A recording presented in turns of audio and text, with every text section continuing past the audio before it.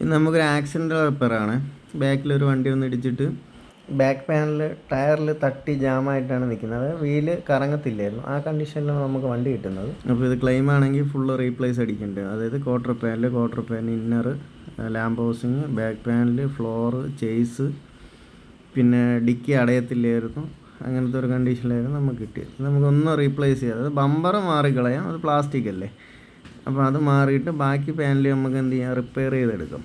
First നമുക്ക് ഈ ചുരുങ്ങിയിരിക്കുന്ന പോർഷനെല്ലാം നിവർത്തിയെടുത്ത് align ചെയ്യണം ഫസ്റ്റ്. അപ്പം ഏതാണ്ട് ഷേപ്പൊക്കെ ആയിട്ടുണ്ട്, ഡിക്കി അടഞ്ഞിട്ടുണ്ട്, ലൈറ്റൊക്കെ സെറ്റ് ആയിട്ടുണ്ട്, ചുളുക്കൾ നിവർന്നിട്ടുണ്ട്. ഇനി മാക്സിമം ഫിനിഷിങ് വർക്കാണ്. ഫിനിഷ് ചെയ്ത് മാക്സിമം ഉള്ള ഡെൻറ്റുകളെല്ലാം എടുത്ത് സെറ്റ് ചെയ്തതിന് ശേഷം എപ്പോക്സി പ്രൈമർ അടിച്ച് സെറ്റ് ചെയ്തിട്ടുണ്ട്. ഇനി ഇത് നമ്മൾ ഓൾറെഡി പേസ്റ്റ് ഇടിക്കാൻ പൊട്ടുമല്ലോ, പിന്നെ ആ പേസ്റ്റ് രണ്ടാമത് ഇട്ടതിന് ശേഷം പിന്നെ ഇന്നർ പോർഷനിൽ പെയിൻറ്റിങ് ഇങ്ങനെ വരാറില്ല.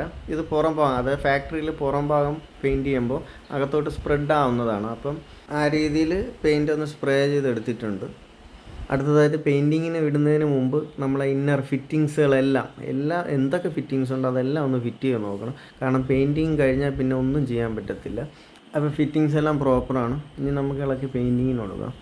അപ്പോൾ ഒരു മെറ്റൽ പോർഷൻ പോലും റീപ്ലേസ് ചെയ്യാതെ നമ്മൾ ആക്സിഡൻ്റ് റിപ്പയർ കംപ്ലീറ്റ് ചെയ്യുന്നുണ്ട്.